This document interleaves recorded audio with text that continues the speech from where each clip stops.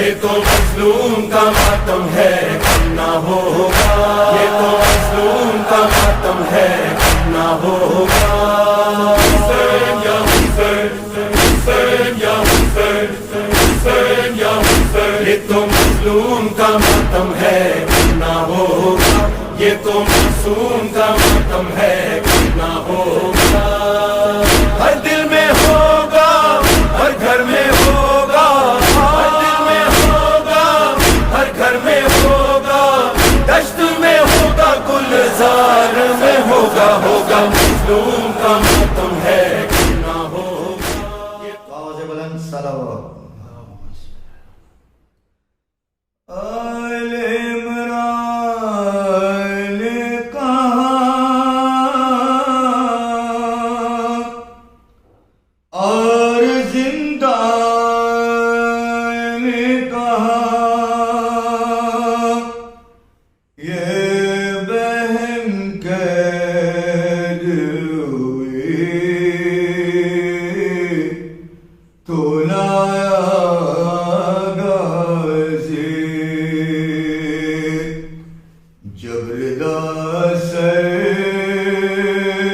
سے چھنی میں صدا دیتی رہی تو لایا غازی، ہم کو پانی نہ ملے تیری خوشبو تو رہے، تیرے بازو نہ کٹے، چاہے مشکی زانچ دے، یہ مگر ہو نہ سکا تیرے بازو ہے جدا، مجھ پہ ہے تشنہ لبی تو لایا غازی، زبردست سے چھنی میں صدا دیتی رہی تو لایا غازی، دھوپ میں تو تھا سجے تجھ سے آباد تھا گھر،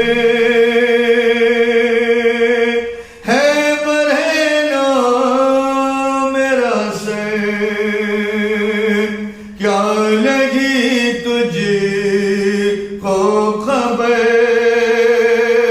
ہے علمدار ہے وفا، اس بہن کو باخدا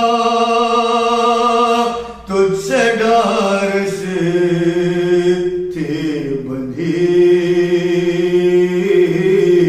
تو لایا غازی،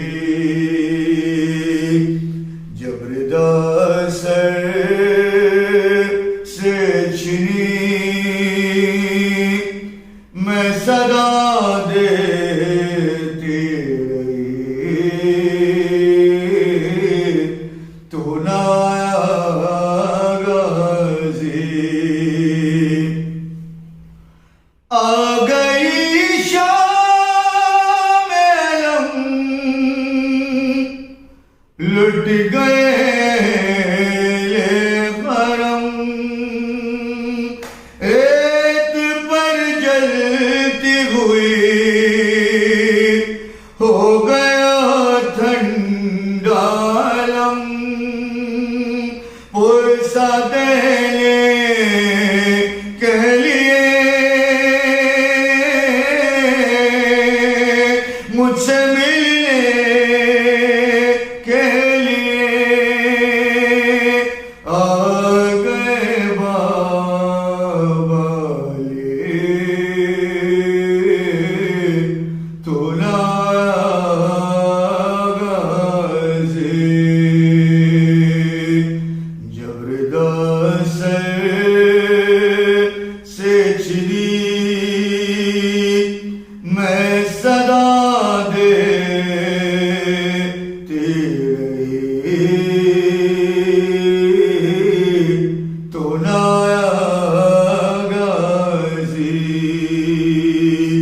کیا کہوں شعر میرے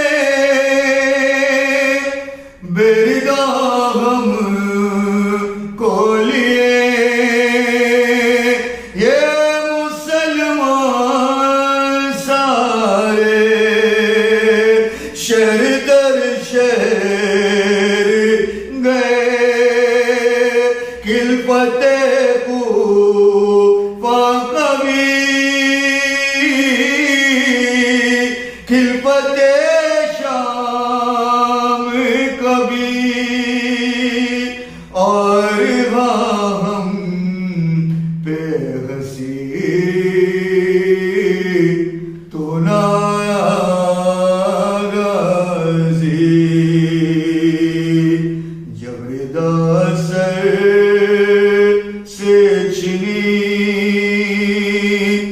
میں صدا دیتی رہی تو نہ غازی کیا کہوں شعر میں بردا ہم کو لیے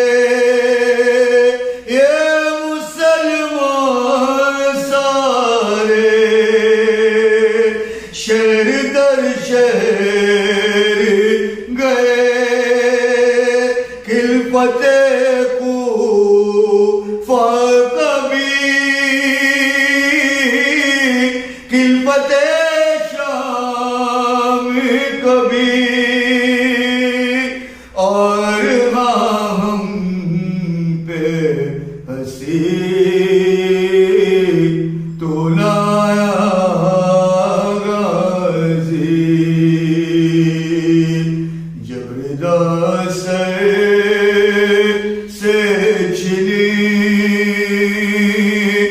میں صدا دیتی رہی تو نہ غازی کتنی بے بستی بہنیں اے شہنشاہ وفا نام لے لے کے میرا نام لے لے کے میرا جب یہ ظالم نے کہا ناز تھا جس پر تجھے اب نام سے اور میں روتی رہی تو نہ غازی جب ردا سر سے چلی میں صدا دیتی رہی تو نہ غازی قید خانے میں قضا جب سکینہ کو ملی دیکھ کے کرتے کفن دیکھے کرتے کا کفن بچ دفنائی گئی اس گھڑی نام تیرا صورت ناد علی دکھ میں دہراتی رہی تو نہ غازی جب ردا سر سے چلی میں صدا دیتی رہی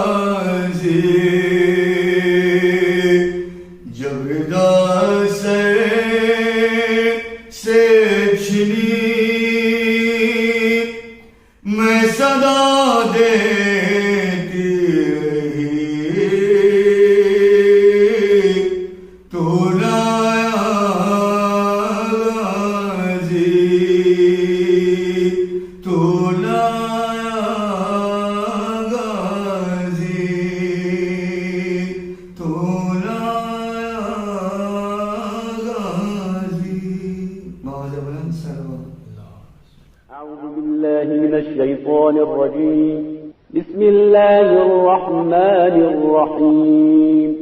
الحمد لله رب العالمين الرحمن الرحيم مالك يوم الدين. إياك نعبد وإياك نستعين. اهدنا الصراط المستقيم صراط الذين أنعمت عليهم غير المغضوب عليهم ولا الضالين. بسم الله الرحمن الرحيم. قل هو الله أحد الله الصمد لم يلد ولم يولد ولم يكن له كفوا أحد. بسم الله الرحمن الرحيم. قل هو الله أحد الله الصمد لم يلد ولم يولد ولم يكن له كفوا أحد. بسم الله الرحمن الرحيم. قل هو الله أحد الله الصمد لم يلد ولم يولد ولم يكن له كفوا أحد. رحم الله من قرأ الفاتحة. أعوذ بالله من الشيطان الرجيم.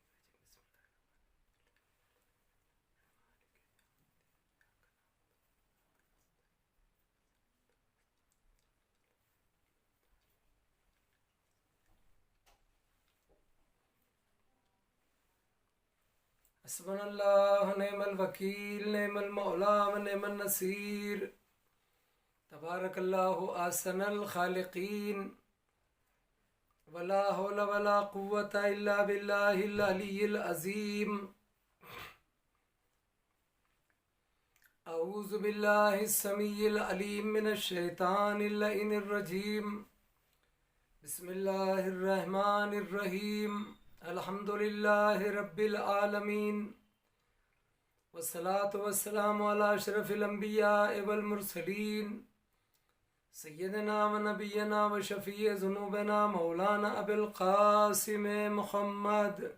اللهم صل على محمد وآل محمد وعلى آله الطيبين الطاهرين المعصومين المظلومين الغر الميامين لا سيما الإمام المبين بقية الله الأعظم في الأرض أجمعين الحجة الثاني عشر الإمام المهدي المنتظر صلوات الله وسلامه عليه وعلى آبائه الطاهرين الذين أذهب الله عنهم الرجس وطهرهم تطهيرا. اللهم صل على محمد ولعنة الدائمة على أعدائهم أجمعين وغاصبي حقوقهم ومنكري فضائلهم من الآن إلى قيام يوم الدين. أما بعد فقد قال الله تبارك وتعالى في القرآن المجيد والفرقان الحميد وهو أصدق الصادقين وقوله الحق. بسم الله الرحمن الرحيم.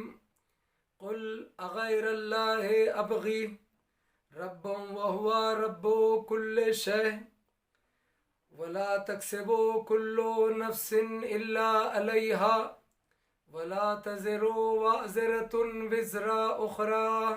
صلوات پڑھتے پر محمد وآل محمد. عزیزان اکرامی، میں نے آپ حضرات کی خدمت میں چونکہ 3 بڑی مجلسیں بچی ہے یہ ملا کر آپ حضرات کی خدمت میں کل کی مجلس میں عرض کیا کہ سب سے بہترین اچھا ویری گڈ دا اینڈ یعنی سب سے آخری لیول کے انسانوں کے صاحبان ایمان کے اہل اسلام کے سب سے اچھے دوست اللہ رسول اور امام ہیں.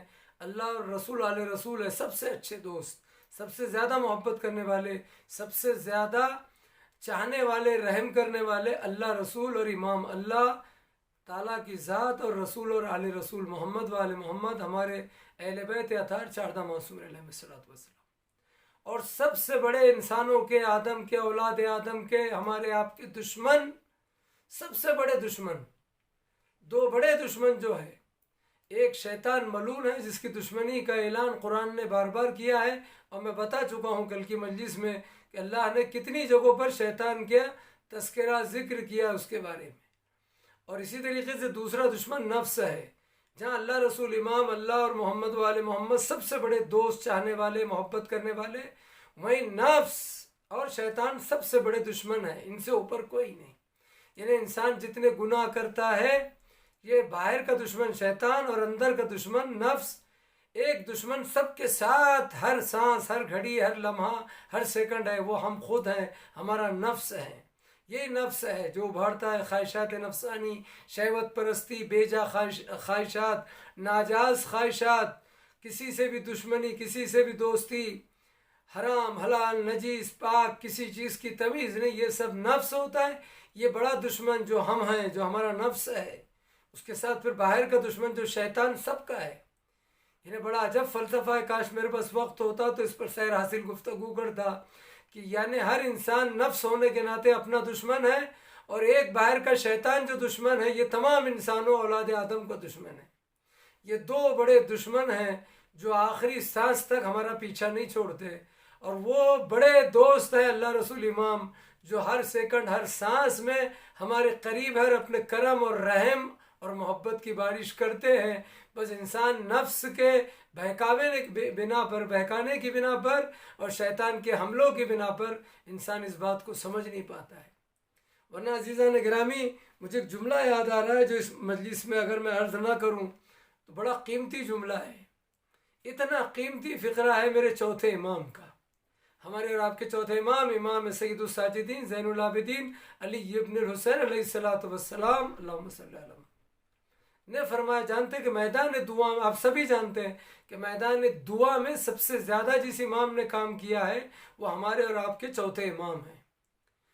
آپ جانتے ہیں سب سے زیادہ میدان دعا، ویسے تو ہر امام نے، ہر معصوم نے دعا پیش کی ہے، جیسے تفسیر امام حسن عسکری علیہ السلام مشہور ہے، جیسے دعائے کمیل مولا علی سے منسوب ہے، دعائے صبا مولا امیر المومنین سے منسوب ہے، دعائے سحر پانچویں امام محمد باقر علیہ السلام سے منسوب ہے، دعائے عرفہ امام حسین علیہ السلام سے منسوب ہے، یا مثلا دعائے جوشن کبیر یہ جبریل امین نے پیغمبر کو دیا اور پیغمبر سے منسوب ہے۔ ایسی طریقے سے جتنی دعاؤں کی کثرت ہے وہ چوتھے امام سے منسوب ہے، اکثر دعا ہے۔ جیسے بخار کا نسخہ ہے، یا نارو کنی بردم و سلام علی ابراہیم، یہ بخار کا جو نسخہ ہے یہ 11ویں امام سے منسوب ہے، امام نے خود دیا ہے بخار کا نسخہ۔ تو عزیزہ گرامی، میدان دعا میں سب سے زیادہ چوتھے امام نے کام کیا ہے، اور اسی لیے ان کی دعاؤں کی کتاب مشہور ہے صحیفہ کاملہ، صحیفہ سجادیہ، جسے زبور آل محمد اور انجیل اہل بیت کا درجہ دیا گیا ہے۔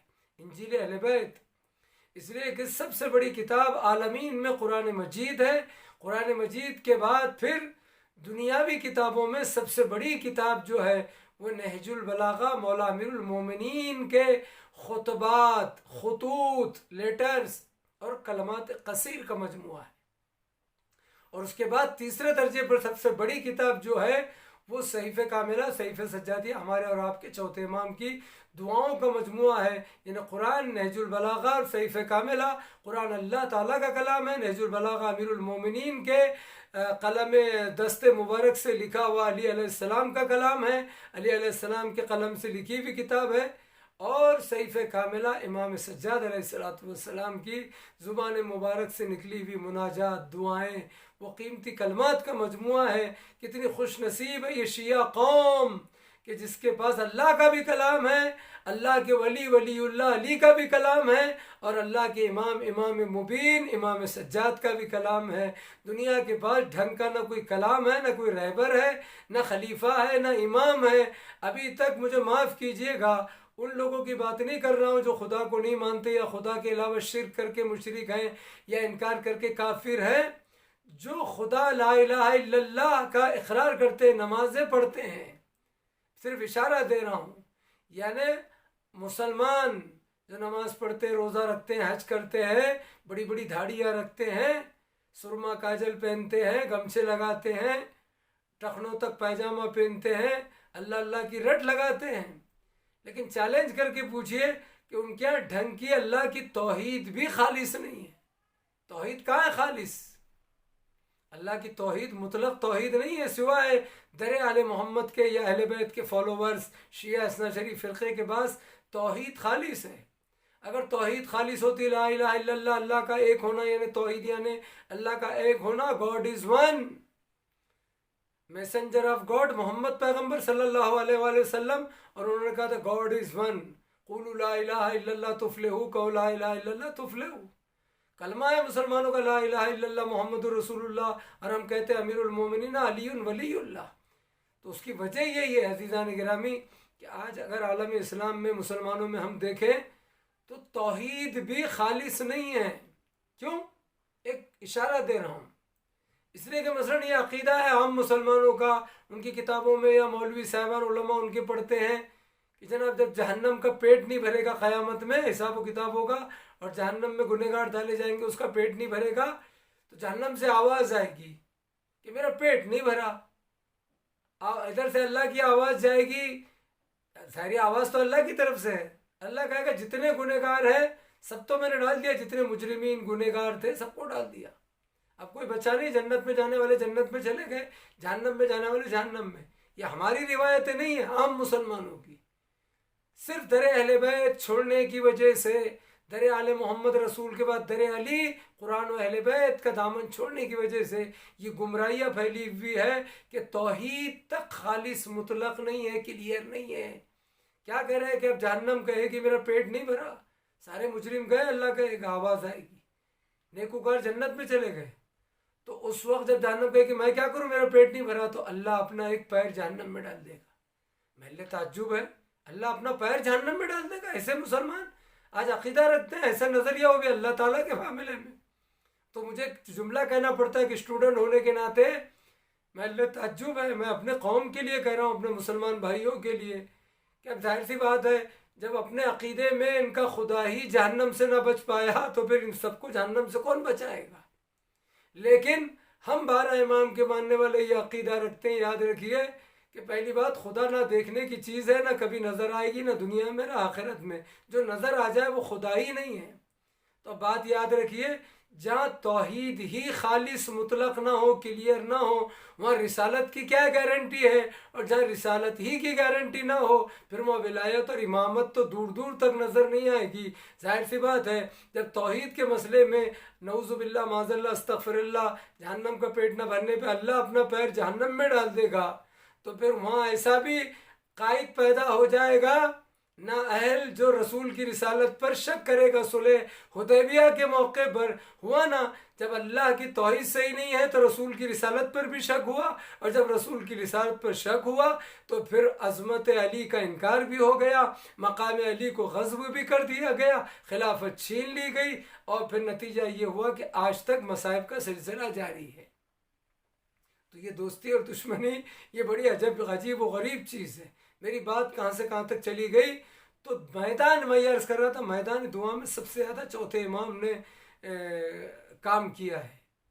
میدان دعا میں ایک الگ ٹاپک بن جائے گا، ورنہ باتیں بہت ساری ہے، جو پوائنٹ جو تخصیص ہے میں بیان کرتا کہ صبر میں سب سے آگے کون ہے، مثلا رضا الہی میں سب سے آگے کون ہے۔ حالانکہ ہر چیز میں سب برابر ہیں، اہل بیت 12 امام 14 معصومین ہر چیز میں برابر ہیں، لیکن کچھ چیزیں کسی سے مخصوص ہو گئی۔ مثلا اگر آپ دیکھ لیں تو سب سے زیادہ رونے والوں میں ہمارے اور آپ کے چوتھے امام اور شہزادی کونین ہیں، معصوم عالمین صلوات اللہ وسلام علیہ۔ میدان دعا میں سب سے زیادہ ہمارے اور آپ کے چوتھے امام نے کام کیا ہے، فقہ اور حدیث کو پھیلانے میں، منتشر کرنے میں، دین اسلام کی صحیح شکل کو دنیا کے سامنے پیش کرنے میں، اور حدیث اور روایات کو پیش کرنے میں سب سے زیادہ ہمارے اور آپ کے چھٹے امام نے کام کیا ہے۔ علوم اور علم کے، ایجوکیشن کے دریا بہانے میں سب سے زیادہ ہمارے اور آپ کے 5 امام اور چھٹے امام نے کام کیا۔ ویسے ہر امام نے کام کیا، لیکن ایک تخصیص، ایک مخصوص، جیسے میدان دعا میں چوتھے امام۔ سب سے زیادہ صبر کے میدان میں چوتھے امام جناب زینب مولا حسین ہے۔ ویسے ہر امام، ہر معصوم کا صبر لاجواب ہے، بے مثال ہے۔ سب سے زیادہ جو مصائب ڈھائے گئے وہ شہزادی کونین پر، اور اس کے بعد تو پھر کربلا آپ کے سامنے ہے، تو چیز تخصیص ہے، مخصوص ہے۔ سب سے زیادہ فضائل اور مناقب اور اسٹیٹس اور مقام اللہ رسول کے بعد اگر کسی کا ہے تو مولا امیر المومنین اور بقیہ اہل بیت اور 12 امام۔ تو جیسے ملائکہ میں سب سے افضل جبریل امین ہے، کتابوں میں سب سے افضل قرآن مجید ہے، عیدوں میں سب سے افضل عید عید غدیر ہے، اور ہفتے کے دنوں میں سب سے افضل اور سردار ڈے اور دن جمعہ کا دن ہے۔ تو یہ ساری چیزیں تخصیص ہے، مخصوص ہے۔ اسی طریقے سے اہل بیت ہر میدان میں سب برابر ہے، فضیلت میں، اسٹیٹس میں، کردار میں۔ کیا آپ نے آواز نہیں سنی رسول اکرم کی کہ اولنا محمد اوسطنا محمد آخرنا محمد کلنا محمد، ہم میں کا پہلا آخر بیچ کا کل کے کل سب کے سب محمد ہیں۔ یہاں رفتار گفتار سیرت صورت میں، علم میں، تقوی میں، پرہیزگاری معرفت خوف خدا میں، علم میں کوئی فرق نہیں ہے، سب کے سب نور خدا، سب کے سب معصوم، سب کے سب منصوص من اللہ ہے، سب کے سب محمد ہے۔ بس یہ نام سے کوئی محمد ہے، کوئی علی ہے، کوئی موسیٰ ہے، کوئی صادق جعفر ہے، کوئی حسن ہے، کوئی حسین ہے، کوئی محمد ہے، کوئی علی ہے۔ یہ باپ اور بیٹے ہونے کے ناطے فرق رکھتے ہیں، ورنہ کردار و علم و فضیلت میں ان میں کوئی فرق نہیں ہے۔ بس ہاں یہ ہے کہ ان سب کو فخر ہے اپنے دادا علی کی ذات پر، اور علی کو فخر ہے محمد کی ذات پر، اور محمد اور علی کو ناز ہے ذات خدا کے اوپر۔ تو عزیزان گرامی، میدان دعا میں سب سے زیادہ چوتھے امام نے کام کیا ہے۔ میرا ٹاپک ذہن میں رکھیں، سنیں، ٹاپک کو ذہن میں لیں تو بات میں لطف آئے گا کہ اب چوتھے امام کہتے ہیں، میں نے کہا نا نفس اور شیطان سب سے بڑے دشمن ہیں، نفس اور شیطان، اور سب سے بڑے دوست انسانیت کے اور انسانوں کے اولاد آدم کے اللہ رسول اور امام علیہ السلام ہیں، اور اللہ رسول اور محمد والے محمد علیہ السلام ہیں۔ تو عزیزان گرامی، یہ نفس بڑا خبیث، نفس امارہ، یہ نفس کی قسمیں ہیں، نفس امارہ ہے، نفس لوامہ ہے، امارہ ہے، اور نفس مطمئنہ ہے، اور نفس امارہ تو بہت خطرناک ہے، لوامہ ہے، اور پھر نفس مطمئنہ سب سے ہائی کوالٹی اونچے درجے کا ہے جو سب کو نصیب نہیں ہوتا۔ نفس مطمئنہ کا جو مقام ہے وہ اہل بیت کو عطا کیا، اور خاص کر مولا حسین کو، ائمہ معصومین کو۔ اللہ نے سورہ والفجر میں، سورہ فجر میں آواز دی ہے مولا حسین کو روز عاشور کے لحاظ سے، یا ایتها النفس المطمئنہ ترجعی الی ربک راضیۃ مرضیہ، یعنی نفس مطمئنہ خود خالق نفس حسین کو کہہ رہا ہے کہ اے حسین تو اپنے رب اور خالق کی نگاہ میں نفس مطمئن ہے، سب سے ہائی کوالٹی، سب سے اونچا اسٹیٹس نفس کا، کہ اس کے اوپر کچھ نہیں ہے، یعنی جہاں پر ہر سانس میں خیر ہی خیر، نیکی ہی نیکی، مرضی خدا ہی خدا، خوشنودی خدا ہی خدا ہے۔ آخری حصہ کسی کو نصیب نہیں ہوتا نفس مطمئنہ۔ ہم سب تو نفس امارہ کا شکار ہے، ایک دم پست گرا ہوا درجہ، گناہ ہی گناہ، خواہشات نفسانی، شیطان کے حملے، دنیا پرستی، حب دنیا، دنیا کی لالچ، زر زن زمین کی لالچ۔ وَإِيَّاكَ حب دنیا، مولا علی نے کہا وَإِيَّاكَ حب الدنیا راس کل خطیہ، یا راس کل خطیہ و مادن کل بلیہ، یہ دنیا کی محبت ہی راس کل خطیہ، ہر لفظ خطا گناہ کی جڑ ہے، یا اصل کل خطیہ جڑ ہے۔ راس کل خطیہ یعنی سرا ہے، اصل کل خطیہ یعنی جڑ ہے، ہر گناہ کی جڑ اور سرا اور سر اور راس حب دنیا، محبت دنیا۔ مادن کل بلیہ، یہ علی کی آواز ہے، مولا امیر المومنین کی، کہ دنیا کی محبت مادن کل بلیہ، ہر بلا، ہر پریشانی جو ہمارے سامنے آتی ہے، یہ کس بنا پر؟ اس کا ریزن کیا ہے؟ حب دنیا، محبت دنیا، عشق دنیا۔ حب دنیا آ گئی تو زر زن زمین عورت سب چیزیں آ جاتی ہے، خواہشات نفسانی، پھر شیطان ہے ہمارا استاد اور ہم ہیں، پھر ہمارا نفس ہے کہ جس کو ہم فالو کرتے ہیں، وہ جو کچھ کہتا ہے ہم وہ کرتے ہیں۔ تو عزیزان گرامی، چوتھے امام کا خوبصورت جملہ سنیے، بڑا عجب انداز ہے اہل بیت کا، ائمہ معصومین کا مناجات میں، جو ہمیں نصیب نہیں ہے۔ دیکھیے دعا عرفاں میں مولا حسین نے ایک جملہ کہا تھا، جلدی میں کہہ رہا ہوں، کہ پروردگار جس نے تجھے پا لیا اس نے کھویا کیا، اور جس نے تجھے کھویا اس نے پایا کیا؟ مولا حسین نے کہا، کیا انداز ہے نا، جس نے تجھے پایا اس نے کھویا کیا، جس نے تجھے کھو دیا اس نے پایا کیا۔ مولا حسین علیہ السلام نے دعا عرفاں میں کہا، چوتھے امام ایک جملہ کہتے ہیں دعا میدان دعا میں، واقع امامت ہے، اہل بیت ہیں، لیکن اہل بیت کیا ہر جملہ ہمارے لیے میسیج ہے، ہمارے لیے پیغام ہے، ہمارے لیے عبرت سبق ہے، ہمارے سے مخاطب ہے، ورنہ وہ تو نور خدا معصوم ہیں، ان کے بارے میں تو سوال ہوگا قبر میں، ان کے بارے میں تو کوشچن ہوگا قبر میں، من امامک، تیرا امام کون ہے، یہ مرتبہ ہے ان کا، ان کے اوپر تو صلوات اور درود اور رحمت نماز میں واجب ہے، جز ہے، تشہد کا نماز کا حصہ ہے، جس کے بغیر نماز نہیں، باطل ہے۔ اللہم صلی علی محمد و آل محمد، یہ شرف ہے، نماز کا حصہ ہے، جو اللہ کی سب سے افضل عبادت نماز ہے، اس میں اگر صلوات نہ ہو تو سوچنے کی بات ہے۔ شیعہ سنی علماء دونوں سے پوچھ لیجئے، یہ مرتبہ آل محمد کا کھیل کھلونا تماشا نہیں ہے۔ علی علیہ السلام کی ولایت، حسین کی عزاداری، محبت اہل بیت بہت جامعیت رکھتی ہے، میں اشارے دے چکا ہوں گزشتہ مجلس میں، لیکن ٹاپک کی روشنی میں چوتھے امام کا جملہ سنیں، پھر میں اپنے بیان کو آگے بڑھاتا ہوں آج کی تاریخ کے حساب سے، انشاءاللہ آپ محظوظ ہوں گے۔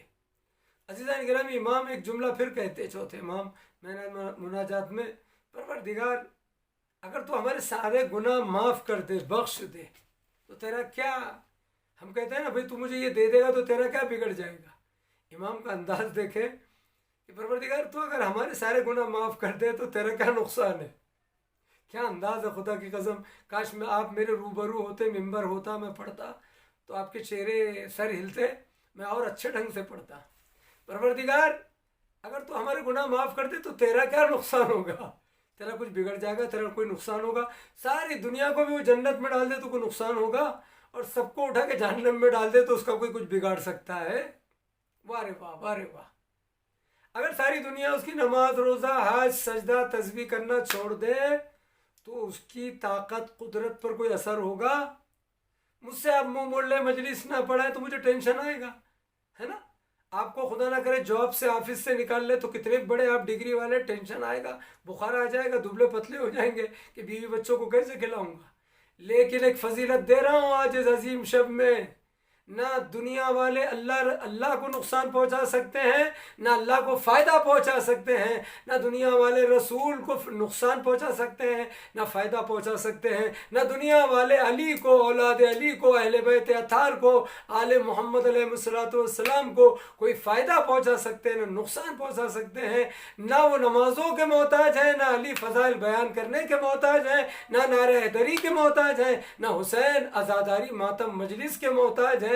یاد رکھیے، پوری کائنات، جنت، جہنم، سب کچھ اللہ کا ہے، اختیار آل محمد کا ہے، نفع اور نقصان تمہارا اور ہمارا ہے، اہل بیت کا نہیں ہے، اللہ کا نہیں ہے۔ سب نماز نہیں بھی پڑھیں گے تو اس کا کوئی نقصان نہیں ہوگا، اور سب پڑھیں گے بھی تو اس کو کوئی فائدہ نہیں ہے۔ سب ماتم مجلس کرنا، فضائل اہل بیت کرنا چھوڑ دیں تو ان کا کوئی نقصان نہیں، اور سب کریں گے فضائل علی حسین، ماتم، تو کوئی ان کو اس میں بینیفٹ اور فائدہ نہیں ہے۔ وہ سردار جنت تھے، ہیں اور رہیں گے، وہ قسیم النار والجنہ تھے، جنت اور جہنم کے تقسیم کرنے والے تھے، ہیں اور رہیں گے۔ نفع نقصان تو تمہارا ہمارا ہے۔ مجھے جو کہنا تھا، سمجھانا تھا، آج عظیم شب میں نے سمجھا دیا ہے۔ اس قدر عظمت ہے، بزرگی ہے۔ تو چوتھے امام کا انداز تو دیکھیں، ٹاپک کی روشنی میں بات آ رہی۔ پروردگار ہم سب کو اگر معاف کر دے تو یہ ہمارے لیے کہہ رہے ہیں، کیا مناجات ہے، یعنی تم اس کی رحم و رحمانیت کے سامنے اس انداز میں گڑ گڑاؤ، امام سکھا رہے ہیں۔ اکڑو مت، غرور اور تکبر مت کرو۔ لوگ کرنے والے تو اللہ سے بھی تکبر کرتے ہیں، اہل بیت سے زیادہ تر لوگ مذہب کے سامنے تکبر کرتے ہیں، نیتا کا احترام کرتے ہیں، لیڈر کا احترام کرتے ہیں۔ سوچیے آپ، پیسے والوں کا احترام کرتے ہیں، دولت مندوں کا رسپیکٹ کرتے ہیں، لیکن انگلی کہاں اٹھاتے ہیں، غیبتیں کہاں کرتے ہیں، الزامات کہاں آتے ہیں؟ جا اللہ رسول امام کا میدان ہے، علماء پر، مرجع پر، مجتہد پر، نیک لوگوں پر، یا جو قوم کے لیے کام کرتے ہیں انجمن میں، جماعت میں، ان پر انگلیاں اٹھتی ہے۔ جو خالی دیگے صاف کرتے ہیں اور کھانا کھاتے، بریانی، پلاؤ، نظر نیاز، ولی میں، شادیوں میں، ان پر کوئی انگلی نہیں اٹھاتا۔ جو مسجد امام باڑے میں خدمت کرتے ہیں، وہی چکی کے پاٹ میں پستے ہیں، جو قوم کے لیے کام کرتے ہیں۔ کب کون ان کا دوست بنے گا، کون دشمن بنے گا؟ علماء مولانا لوگ محفوظ نہیں رہتے، کیونکہ ہماری خطا کیا ہے؟ میں تو طالب علم ہوں، مجلس پڑھتے ہیں، نکاح پڑھتے ہیں، فضائل بیان کرتے ہیں، کوئی عالم محفوظ نہیں ہے، نہ وطن میں نہ باہر۔ دو چار دشمن تو ہی ہیں، دو چار مخالف ہیں، ہر ایک کے، مرجع ہو، مجتہد ہو، علامہ ہو، ثقہ ہو، ہم ہو، آپ، اور عوام میں، پبلک میں، ان لوگوں کے مخالفین ہیں جو قوم میں کام کرتے ہیں۔ جو کام نہیں کرتے، بیکار ہوتے ہیں، خالی کھاتے ہیں، دیکھیے ان سے کسی کو کوئی لینا دینا نہیں، خوشی خوشی آتے ہیں محفل مجلس میں، خوشی خوشی جاتے ہیں، اور پوری بریانی، پلاؤ اور سالن چاول اور تندوری اور چکن اور تبرک لے کے چلے، مست، کوئی ٹینشن نہیں۔ واہ رے واہ اسلام، वारे वाह इंसान दुनिया वाले, वारे इंसाफ वारे जजमेंट। यानी दुश्मन हमेशा दुनिया किसके लिए? अल्लाह रसूल इमाम, या जो अल्लाह रसूल इमाम की तरफ मंसूब है या उनके लिए काम करता है। इसलिए दुनिया में दुश्मनी अहले बैत से है, अली से है। तो चौथे इमाम का ये अंदाज़ सुन ले, इंशाअल्लाह बड़े महजूज होंगे। इमाम का ये अंदाज़ इतना खूबसूरत है, परवरदिगार अगर तू सारे गुनाह बख्श दे तो तेरा क्या नुकसान है, तेरा क्या बिगड़ जाएगा। मैं अपनी ज़ुबान में कह रहा हूँ, तेरा क्या बिगड़ जाएगा। अब इमाम क्या कह रहे हैं, जो मेरा टॉपिक है इंसान का दोस्त और दुश्मन कौन, यहाँ इमाम का ये जुमला खूबसूरत अंदाज़ है इमाम का, हमें हमें हमारे लिए है। परवरदिगार क्या फरमा रहे इमाम, परवरदिगार मैंने तेरी नाफरमानी, नाफरमानी समझ रहे हैं ना, बेटे ने माँ बाप का हुक्म नहीं माना, इन्हें नाफरमान औलाद। आपने किसी आलिम का, अल्लाह रसूल इमाम का हुक्म नहीं माना तो हम नाफरमान हैं। यहाँ इमाम हमें सिखा रहे, बंदों को, चाहने वालों को, उम्मत को। क्या अंदाज है। परवरदिगार, चौथे इमाम कह रहे परवरदिगार, मुनाजात की मंजिल है। इमाम कह रहे परवरदिगार मैंने जो तेरी नाफरमानी की है, तेरे हुक्म की मुखालिफत की है, या तेरे ऑर्डर पर अमल नहीं किया है, तो परवरदिगार मैंने जो ये तेरी नाफरमानी की है, तो ये नाफरमानी जो मैंने की है तो इसलिए नहीं की कि मैंने तेरे सामने बगावत की है, सरकशी की है। क्या जुमला है अगर आप उर्दू समझते हैं। मैंने जो नाफरमानी की, मसलन नमाज नहीं पढ़ी, रोज़ा नहीं रखा, या कोई गुनाह किया है, तेरी मर्जी के खिलाफ काम किया, तो इमाम हमें दे रहे हैं लेसन दर्स। मैंने जो ये नाफरमानी की है तो परवरदिगार तेरे से बगावत की बिना पर नहीं, तेरे मुकाबिल में खड़े होने की बिना पर नहीं, बल्कि ख्वाहिशात नफसानी इस दुश्मन के धोखा देने की बिना पर। क्या इमाम का जुमला है, खुदा की कसम, बल्कि अपने नफ्स के बहकाने की बिना पर। क्या इमाम ने सिखा दिया कि मैंने अगर कोई गुनाह किया है, यह हमें दे रहा है इमाम, वो तो नूर खुदा है, मासूम है। पैगाम हमारे लिए इबरत, हमें सलीका सिखा रहे मुनाजात का। ऐसे गिड़गड़ाओ, ऐसे कहो। उदऊ, कुरान कहता है उदऊ रब्बकुम तज़र्रुअन व खिफ़ियतन, अपने परवरदिगार को पुकारो, पुकारो रो रो कर, गिड़गिड़ा कर, खामोशी के साथ, चिल्ला कर नहीं। रियाकारी पैदा होगी कि बड़ा पुकार रहा है अल्लाह को। खामोशी के साथ गिड़गिड़ा कर, दिल में, रात में, सन्नाटे में। नमाज शब का फलसफा क्या है, सब सो रहे हैं, बंदा गिड़गिड़ा रहा है। उदऊ रब्बकुम तज़र्रुअन व खिफ़ियतन, खिफ़ियतन यानी मख्फी, खामोशी, तज़र्रो गिड़गिड़ा कर, उदऊ पुकारो, क्योंकि उसने वादा किया है उदऊनी अस्तजीब लकुम, तो मुझे पुकारो, दुआ मांगो, करो, अस्तजीब लकुम, मैं कबूल करूँगा, मैं कबूल करूँगा। इसलिए कि इमाम ये फरमाते हैं, फिर अहले बैत के कुर्बान जाए, जब वो कह रहे उदऊनी अस्तजीब लकुम, तुम मुझे पुकारो, दुआ मांगो, मैं दूंगा, कबूल करूँगा। यहाँ अहले बैत क्या कह रहे हैं, अरे वो इस कदर दोस्त, मोहब्बत करने वाला, रहमत का मालिक, रहमान और रहीम, रहमतों का मालिक, इस कदम करीम करम करने वाला कि जब बगैर मांगे दे सकता है, तो मांगने पर, पुकारने पर, दुआ करने पर क्या कुछ नहीं देगा। जब नहीं मांगते तो इतना देता है, दुआ नहीं करते तो इतना देता है, जब दुआ करोगे, मांगोगे तो क्या कुछ नहीं देगा, इमाम ने फरमाया। तो मुझे भी एक जुमला कहना है यहाँ पर इमाम के सदक़े में, ए मौला, आपने कहा कि जब वो मांगने पर दे सकता है, जब वो बगैर मांगे इतना दे रहा है, तो मांगने पर, दुआ करने पर कितना देगा। तो फिर जब वो बगैर मांगने पर दे रहा है, तो फिर मांगने पर और दुआ करने पर कितना देगा। और जब दुआ करने और मांगने पर दे रहा है, तो अगर वसीले से, सदक़े से, मौला तेरे वसीले से, अहले बैत के जरिए से मांगा जाए तो क्या कुछ नहीं देगा। यहाँ भी देगा, वहाँ भी देगा, बल्कि अगर यहाँ नहीं दिया तो वहाँ देगा जहाँ सब मोहताज रहेंगे। अल्लाह अकबर। आपको समझ में आ रहा है नहीं, दोस्ती दुश्मनी। अज़ीज़ान गिरामी, इमाम क्या कह रहे हैं, मैंने तेरी जो नाफरमानी की है वो इसलिए नहीं की कि मैंने तेरे से बगावत कर बैठा हूँ मैं। ये हमारे लिए मैसेज, इमाम का अंदाज। बगावत कहते ना, बेटा बाप से बगावत कर गया, बागी हो गया, बाप को बाप नहीं समझता, माँ को माँ नहीं। बगावत अलग चीज़ है, नाफरमानी अलग चीज़ है। बगावत और नाफरमानी में फ़र्क है। यहाँ इमाम कह रहे कि ना, मैंने बगावत की बिना पर तेरे हुक्म से मुँह नहीं मोड़ा, बल्कि मैंने जो तेरी नाफरमानी जो की है वो बगावत की बिना पर नहीं, नाफरमानी जो की है, तेरे हुक्म से मुंह मोड़ा, कोई गुनाह किया तो बागी बनकर नहीं, बगावत की बिना पर नहीं, तू खालिक है मैं मखलूक हूँ, बल्कि नफ्स के बहकावे की बिना पर। ये नफ्स जो बड़ा दुश्मन है इसने बहकाया, इसलिए मैंने तेरी नाफरमानी की, वरना बागी नहीं। क्या इमाम ने अंदाज रखा है। तो अजीज़ा ने गिरामी सोचिए, ये टॉपिक की रोशनी में ये इमाम का जुमला, और फिर अहले बैत की किस कदर अज़मत है, आले मोहम्मद की क्या मकाम है, क्या शरफ़ है अल्लाह ने अहले बैत को अता किया है। और फिर आले मोहम्मद में, अहले बैत में मौला अमीरुल मोमिनीन का क्या मर्तबा है।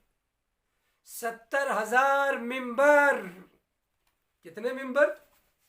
70,000 मिंबर, 70,000 मिंबरों के ऊपर मौला अमीरुल मोमिन, 70,000 मिंबर, 70,000 मिंबरों पर मौला अमीरुल मोमिनीन के खिलाफ बोला गया। मैं उसका नाम नहीं लेना चाहता, मैं नाम नहीं लेना चाहता कि वो कौन है खबीस, सब जानते हैं। 70,000 मेंबर शिया सुन्नी उलमा दोनों उसका नाम भी लेते और पढ़ते भी हैं कि वो किसका बेटा है और किसका बाप है।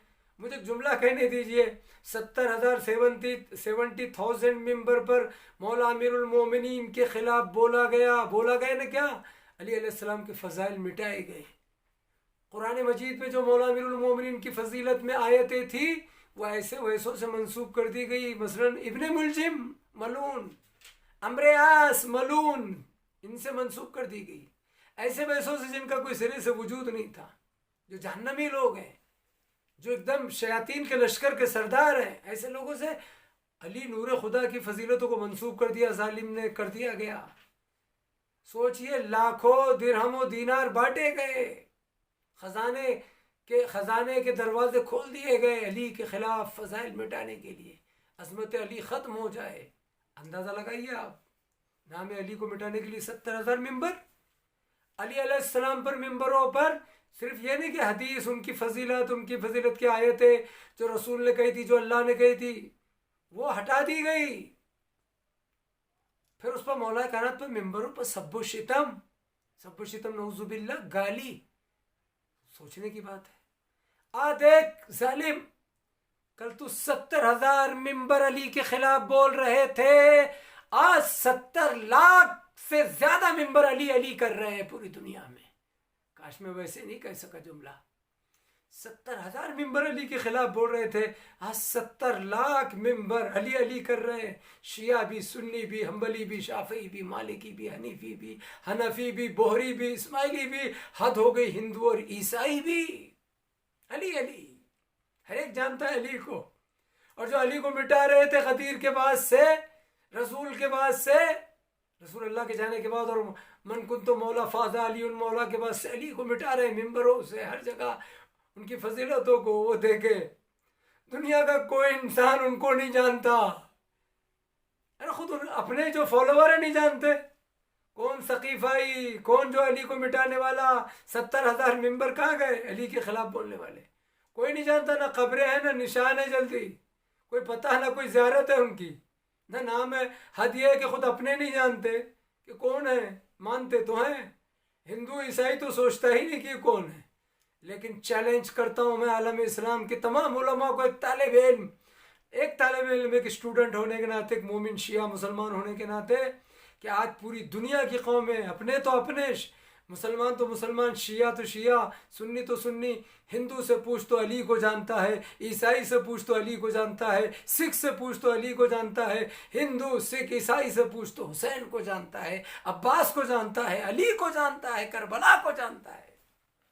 तुम जिनको मिटाना चाह रहे थे, आज दुनिया उनको जान रही। क्यों? क्योंकि वो अल्लाह वाले हैं, वो अल्लाह की चीज़ है। ऐसे इसमें अमीरुल मोमिनीन का मर्तबा कितना अजीम है। वो अली इस कदर मनसब, फजीलतों का मरकज है ज़ात अली।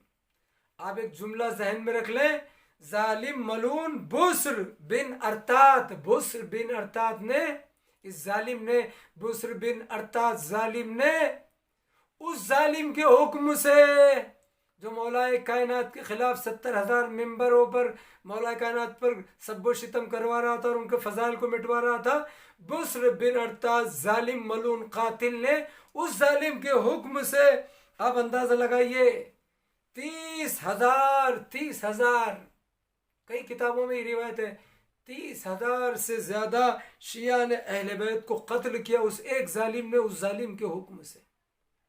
کتنی دشمنی، کتنی عداوت علی سے، انسان کا دوست اور دشمن کون، جتنی دشمنی علی سے کی گئی اتنی جہنم ان سے قریب ہو گئی، شیطان قریب ہو گیا اور رحمان دور ہو گیا، رسول دور ہو گئے، اہل بیت دور ہو گئے۔ بسر بن ارطاس ملعون نے اس ظالم کے حکم سے 30,000 شیعہ نے اہل بیت، شیعہ نے علی کو قتل کر دیا۔ یعنی ایک ظالم نے 30,000 کو قتل کیا ہے۔ کبھی یہ مجلس پڑھوں گا کہ کیا گزری، وہ علی جس نے اپنی زندگی میں کبھی کچھ نہیں مانگا۔ میں نے مجلس ویسی نہیں پڑھی، معاف کرنا، لیکن اپنی زندگی میں مولا امیر المومنین نے کبھی کچھ نہیں مانگا، عزیزوں کچھ نہیں مانگا۔ کیا مانگا علی نے؟ اپنے لیے، اپنی ذات کے لیے، اپنے بیٹوں کے لیے کچھ نہیں مانگا۔ دولت مانگی، عزت مانگی، علم مانگا، شہرت مانگی، نوکری مانگی، کاروبار مانگا، کچھ نہیں مانگا۔ مناجات کی، دعائیں مانگی، خوف خدا، معرفت، مناجات، اس کی عظمت، اس کی بزرگی یہ بیان کی، یہ کہا الہی نابتوں کا ضعیف الذلیل الحقیر المسکین المستکین، یہ کہا علی نے یا من اسمہ دوا و ذکر و شفا۔ کیا کہا پروردگار علی نے اپنی مناجات میں؟ نہیں کہا کہ مجھے بیٹے دے دے، بیٹیاں دے دے، اولاد دے، دولت دے، عزت دے، شہرت دے، مجھے منصب دے دے، نہیں۔ وہ بندہ ایسا بے مثال تھا علی کہ پروردگار نے پوری جنت اور جہنم کا اختیار ہی اس کو دے دیا۔ مانگے وہ جسے جنت کی لالچ ہے، جہنم کا ڈر ہے۔ اپنے لیے نہیں مانگا علی نے، سب کے لیے مانگا، رسول کی امت کے لیے، اپنے چاہنے والوں کے لیے، اپنی ذات کے لیے، دنیاوی منصب، خوشی سے نہیں مانگی۔ ہاں علی نے اپنی زندگی میں اگر کچھ نہیں مانگا اپنے لیے، مگر ایک جملہ کہہ رہا ہوں آج کی تاریخ میں، علی نے اگر مانگا تو ایک عباس مانگا، ایک عباس مانگا، اور وہ بھی اپنے لیے نہیں مانگا، وہ بھی اپنے لیے نہیں، بلکہ اللہ سے مانگا تو اللہ کے دین کو بچانے کے لیے، انسانیت کو بچانے کے لیے، کربلا کے لیے مانگا، اپنے حسین کے لیے مانگا، اپنے لیے نہیں۔ پروردگار ایسا شجاع بیٹا عطا کر۔ جناب عقیل سے گفتگو کی تھی نا، جو انصاب عرب سے واقف تھے، اس وقت نہیں ہے کہ میں پورا بیان پیش کروں۔ اور پھر نتیجہ یہ ہوا کہ خاندان بنی کلاب، جو مشہور بہادر خاندان تھا بنی کلاب، وہاں کی بیٹی سے شادی ہوئی ہے۔ جناب عقیل نے نشاندہی کی تھی مولا کائنات کو، علی علم امامت سے سب کچھ جانتے ہیں، لیکن عقیل بھائی کو یہ کام دے کر علی نے صلہ رحم اور یہ بتایا عزت دینا، بھائی کو عزت دی، جو انصاب عرب سے واقف تھے۔ جناب عقیل نے بنی کلاب کے خاندان کی اس لڑکی کا انتخاب کیا جنہیں ہم کہتے ہیں ام البنین سلام اللہ علیہا، فاطمہ کلابیہ ان کا نام ہے۔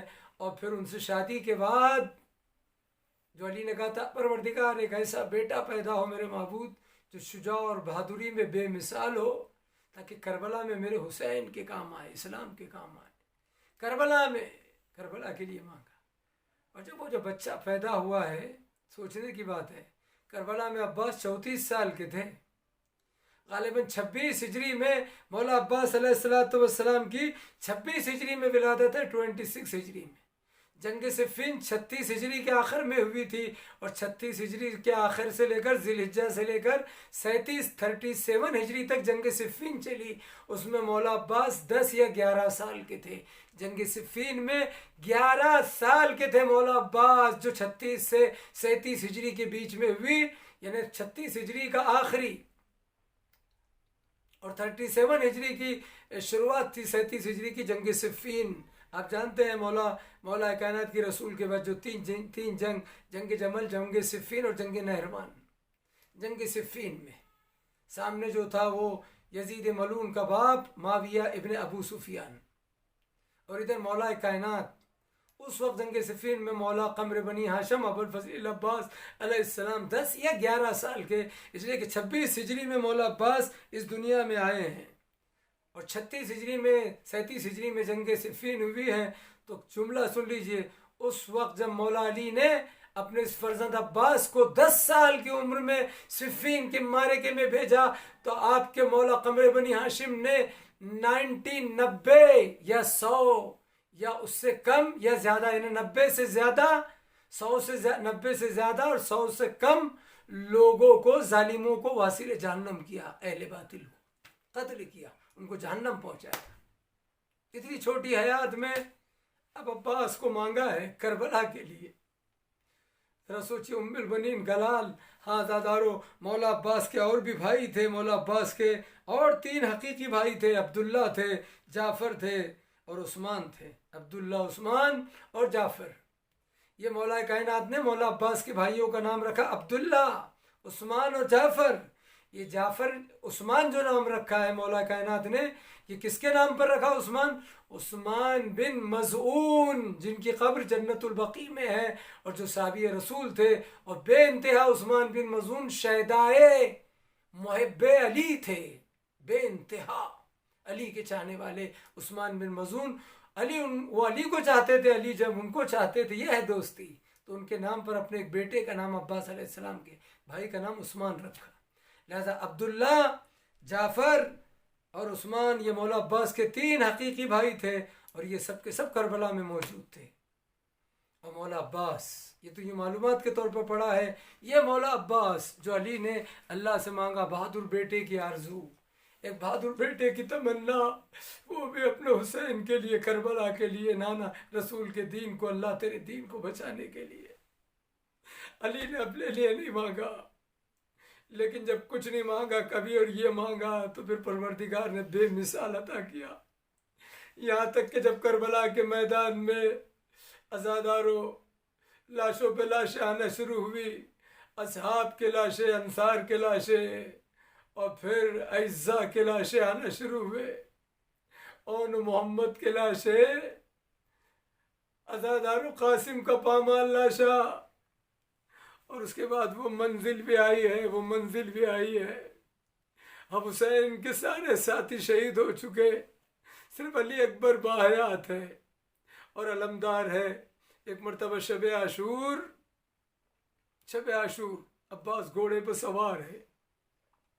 ایک مرتبہ زہیر ابن قین نے عباس کو دیکھا، کہا عباس تمہیں پتہ ہے تمہارے بابا علی نے تمہیں کس دن کے لیے مانگا، مہیا کیا اور ذخیرہ کیا ہے؟ عباس نے کہا زہیر۔ جیسے ہی زہیر نے یہ کہا تو عباس نے، شیر نے انگڑائی لی، مقتل کا جملہ ہے، انگڑائی لی، رکاب فرش ٹوٹے۔ اور ایک مرتبہ عباس نے کہا زہیر اس رات کی صبح تو ہونے دو، میں بتاؤں گا کہ پھر عباس کیا چیز ہے۔ کسے معلوم تھا عباس کی حسرت دل ہی دل میں رہ گئی۔ اجرکم اللہ۔ عزادارو، وہ منزل بھی آئی کہ جب شب عاشور، ایک مرتبہ صبح عاشور یا شب عاشور یا صبح عاشور، مولا عباس امام کی خدمت میں آئے تھے۔ صبح عاشور مولا عباس امام کی خدمت میں آئے۔ شب عاشور تو زہیر نے کہا، عباس نے انگڑائی لی، شیر نے کہا زہیر اس رات کی صبح ہونے دو۔ رات تو عبادت میں گزری، عباس خیموں کی حفاظت کرتے تھے، تلایا کرتے تھے، اہل حرم کی خبر لیتے تھے، اور صبح عاشور جب لاشوں پہ لاشیں آئے اور بہت دیر گزر چکی، سب کے سب شہید ہو گئے۔ میں نے کہا نا کہ علی اکبر ہے یا علمدار کربلا ہے، تو ایک مرتبہ عباس آئے۔ عباس آتے ہیں اور آواز دیتے ہیں، مولا کس کی خدمت میں؟ مولا حسین کی خدمت میں، ہاتھوں کو جوڑ کر مولا، اس لیے کہ عباس نے پوری زندگی حسین کو بھائی نہیں کہا، مولا کہا، اپنے آپ کو غلام بنا کر پیش کیا۔ مولا اب ہمیں بھی مرنے کی اجازت دے، مقتل کی اجازت۔ عزادارو، ایک مرتبہ مقتل کا یہ جملہ ہے کہ جیسے عباس نے مقتل کی اجازت مانگی میدان کی، حسین نے کہا عباس ارے تم تو میرے لشکر کے علمدار ہو۔ مقاتل نے لکھا، عباس نے دائیں بائیں دیکھا اور سر کو جھکا کر، ہاتھوں کو جوڑ کر جملہ کہا، مولا اب وہ لشکر ہی کہاں رہا ہے جس کے ہم علمدار تھے۔ عزادارو، ارے حسین جیسا امام، عباس جیسا غازی اور علمدار کربلا۔ ایک مرتبہ حسین نے کہا، بھیا عباس دیکھو بچوں کی التش کی آواز بلند ہے، کیا تمہیں سکینہ کی آواز سنائی نہیں دیتی؟ اے بھیا جاؤ بچوں کے لیے پانی کی کوئی سبیل کرو، پانی کا کوئی سبیل کرو۔ ہاں عزادارو، مقاتل میں اختلاف ہے۔ عباس چلے اور جیسے ہی حسین نے آواز دی عباس جاؤ خدا حافظ، لیکن مقتل میں اختلاف ہے۔ حسین نے عباس کے ہاتھوں میں سکینہ کا مشکیزہ دیا، دوسرے ہاتھ میں علم دیا، لیکن تلوار نہیں دی۔ ایک دوسرا رخ یہ ہے مقتل کا کہ سکینہ کو کہا سکینہ اپنا مشکیزہ لے کر آؤ، چچا تمہارے لیے پانی کا انتظام کرنے جا رہے ہیں، تمہارے لیے پانی مہیا کرنے جا رہے ہیں۔ سکینہ نے ننھے ننھے ہاتھوں سے مشکیزہ دیا۔ بس عباس چلے، لیکن جیسے ہی ہر شہید جاتا تھا اور بیویوں کو خبر ہوتی تھی، عزادارو جیسے ہی عباس کے جانے کی خبر خیمے میں پہنچی، علی و فاطمہ کی بیٹی زینب ہر ایک مرتبہ مسلح سے اٹھ کے دوڑ کے در خیمہ پر آئی، جاتے ہوئے شیر کو آواز دی، اے عباس۔ ارے شہزادی کی آواز پر عباس رک گئے۔ شہزادی غلام حاضر ہے، کہا بھیا جانے سے نہیں روکتی، لیکن اتنا سن لو 21 رمضان کی تاریخ تھی اور بابا علی نے میرے بازوؤں کا بوسہ لے رہے تھے، تو میں نے بابا علی سے پوچھا بابا میرے بازوؤں کو کیوں چوم رہے ہیں، کیوں بوسہ لے رہے ہیں؟ تو بابا علی نے کہا تھا زینب ایک دن ان بازوؤں میں رسن بندھے گی، زینب ان بازوؤں میں رسن بندھے گی۔ اے عباس مجھے یقین ہے کہ جب بابا نے کہا ہے تو رسن بندھے گی، لیکن جب یہ خیال آتا تھا کہ جس بہن کا بھائی عباس ہو، عباس جیسا ہو، بھلا کس کی مجال ہے کہ پھر اس بہن کے بازوؤں میں رسن باندھے۔ جاؤ بھیا خدا حافظ، لیکن اب یہ یقین ہے کہ اب رسن بندھے گی، اب خیموں کو آگ لگے گی، اب سکینہ کے رخساروں پہ تماچے لگیں گے۔ اجرکم اللہ۔ عباس چلے 4000 لشکر کو ہٹاتے ہوئے، لشکر یزید کو ہٹاتے ہوئے عباس فرات میں پہنچے، گھوڑے کو دریا میں ڈالا، فرات میں سوکھا مشکیزہ ڈبو کر پانی لے کر چلے، واپس پلٹے۔ اجرکم اللہ۔ یقیناً آپ کی آوازیں بلند ہوگی، خدا آپ کو کوئی غم نہ دے سوا غم آل محمد کے۔ عزادارو عباس واپس پلٹے، گھوڑے کو ایڑ لگا کر کبھی کبھی کھڑے ہوتے تھے کہ جلدی سے پانی سکینہ تک پہنچ جائے۔ اجرکم اللہ، بہت روئیں گے۔ ایک مرتبہ جب اسپیڈ میں خیمے کی طرف بڑھنا چاہتے ہیں جلدی جلدی، کہ اچانک ایک ظالم نے ایسا وار کیا کہ عباس کا ایک بازو قطع ہو گیا، دایاں بازو۔ اور اس کے بعد عباس نے کیا کیا، علم کو دوسرے ہاتھ میں لیا۔ عزاداروں پھر آگے بڑھے تو ایک ظالم نے دوسرے بازو پر حملہ کیا اور دوسرا بازو قطع کیا، اب دونوں بازو کٹ گئے۔ عزاداروں یہ ہوا کہ علم گر پڑا، عباس نے مشکیزے کو دانتوں میں پکڑ لیا، علم گر جائے لیکن سکینہ کا مشکیزہ خیمے تک پہنچ جائے۔ ارے آگے بڑھے، دیکھا عباس نے وفاداری کا کیسا ثبوت دیا کہ اپنے سر کو جھکا لیا تاکہ جو تیر آ رہے ہیں وہ مشکیزے کو نہ لگے، کہ اچانک ایک تیر مشکیزے کو لگا، اب ادھر مشکیزے پہ لگنا تھا کہ پورا پانی بہہ گیا۔ اب عباس شرمندہ ہے، واپس پلٹے، گھوڑے واپس چل، پانی بہہ گیا۔ عباس کا دل ٹوٹ کے پارا پارا ہو گیا، اے واپس چل، اب کیوں خیمے کی طرف جاؤں گا، سکینہ کو کیا منہ دکھاؤں گا، پانی لانے گیا تھا پانی نہ لا سکا، شرمندہ ہے سکینہ کے سامنے یہ چچا۔ واپس پلٹے، ایک ظالم نے کمین گاہ سے ایسا حملہ کیا، گرز مارا عباس کے سر پر، گھوڑے سے زمین پر آئے۔ یہ نفسیاتی مسئلہ ہے، جب کوئی بلندی سے زمین پر آتا ہے تو ہاتھوں کے بل، ہاتھوں کا سہارے سے ہاتھ ٹیکتا ہے، ہاتھوں کے بل، لیکن عباس کے بازو کٹ چکے ہیں، گھوڑے سے زمین پر آئے، نہ جانے کیا گزری ہوگی۔ مولا کو آخری آواز دی، حسین نے اب تک ہر شہید کی آواز پر دوڑ کر گئے تھے حسین، لیکن عباس نے جب آواز دی تو ہے حسین نے عباس کی آواز پر کمر تھام لی، آواز دی الان انکسر ظہری، اے عباس تیرے مرنے سے حسین کی کمر ٹوٹ گئی۔ حسین آگے بڑھے، کٹے ہوئے ایک ایک ہاتھ کو اٹھایا، قالوا انا للہ و انا الیہ راجعون کہا، عباس کے قریب پہنچے، عباس کے سر کو اپنے زانو پر رکھا، عباس نے سر ہٹا لیا۔ حسین نے کہا بھیا کیوں؟ کہتے کہ مولا میرا سر آپ کے زانوں پر ہے. میں یہ سوچ رہا ہوں جب آپ گھوڑے سے زمین پر آئیں گے تو آپ کا سر کس کے زانوں پر رہے گا؟ اب تک ہر ایک سر آپ کے زانوں پر رہا. میرا دل یہ کہتا ہے حسین نے کہا ہوگا اے بھیا ارے میرا سر میری دکھیاری ماں فاطمہ کی آغوش میں رہے گا.